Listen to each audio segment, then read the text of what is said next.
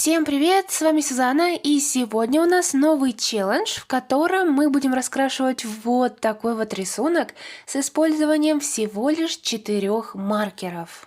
А оттеночки я брала не рандомно, я сама их подобрала, но мне кажется, это самый такой лучший вариант. Имею в виду именно для этого рисунка. Он, в принципе, большого размера, и мне кажется, 4 цветами сложновато раскрасить, но мы попробуем. Напишите в комментариях, если вы знаете, откуда этот персонаж. Так, ну а мы давайте сделаем сводчи в выкраске. Я думаю, не брать отдельный листочек, а вот тут вот с краюшку наляпаем такие кружочки. Мне кажется, даже симпатично выглядит. Как видите, оттеночки такие пастельные, мне кажется, что с такими в наслаивании работать лучше. А все потому, что сегодня мы будем использовать только маркеры. То есть никаких карандашей такого же оттенка, никакой белой гелевой ручки, никаких там красок, которые я никогда не добавляла, ну все равно, да. В общем, только вот эти вот 4 маркера. И мне кажется, это будет супер справедливо, для данного челленджа, потому что он так называется, 4 маркера челлендж, поэтому ничего постороннего мы не добавляем.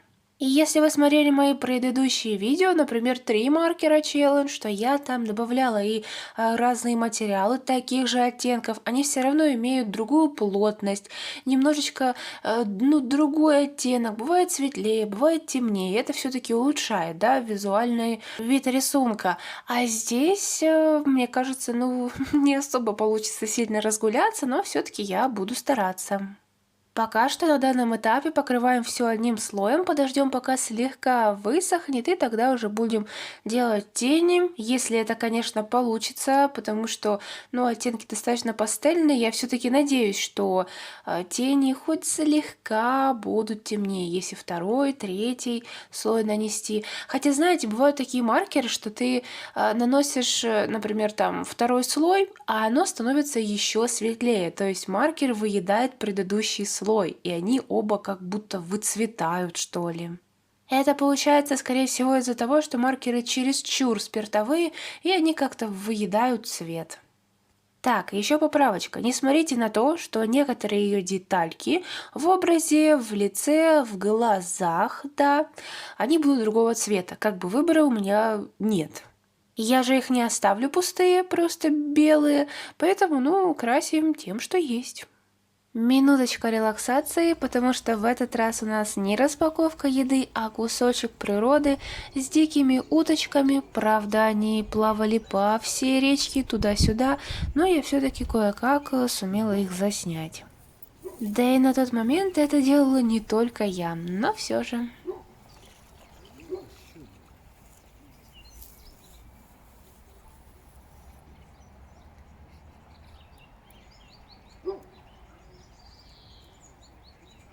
Так, ладно, немножечко отвлеклись, теперь приступаем дальше к работе. Как видите, в розовый цвет я добавляю еще голубого, потому что мне не особо нравится это, как выглядят просто розовые волосы.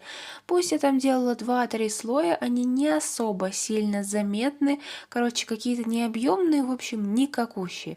Поэтому добавляем еще дополнительные оттенки, не знаю, как бы этого в оригинале нет, но мне кажется, так стало выглядеть получше.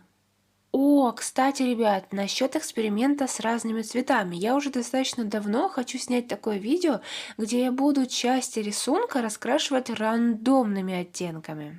Например, возьму свои выкраски маркеров, также на отдельных листочках напишу количество тех самых маркеров, которые у меня есть, и просто их смешаю в кружке, короче, в любой емкости. Потом мы выбираем лицо раскрашивать, берем, копаемся там, не зная, какой листочек вытащить, вытаскиваем, там 55 номер, отсчитываем это на моей выкраске, берем тот оттенок и, собственно, раскрашиваем. Так же самое можно сделать с тенями, с таким же вторым слоем для лица. Прикиньте, если, например, лицо будет зеленое, а тени для него будут там оранжевые. Я не знаю, как это будет выглядеть, но мне кажется очень интересно, какой рисунок получится в итоге.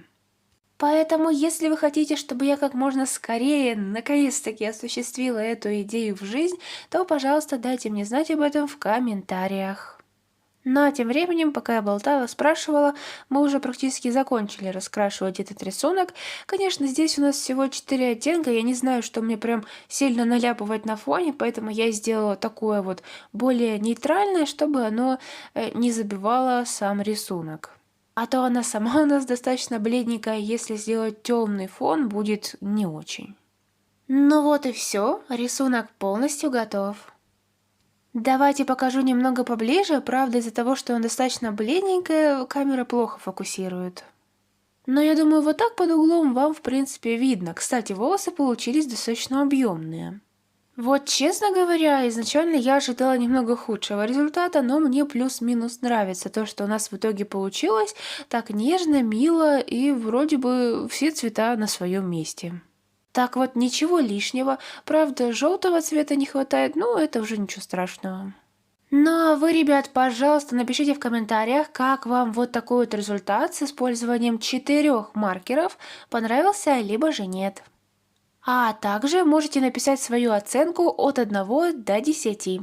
Ну а на этом было все. Всем огромное спасибо за просмотр. Встретимся с вами уже очень скоро в следующем видео. И всем пока-пока.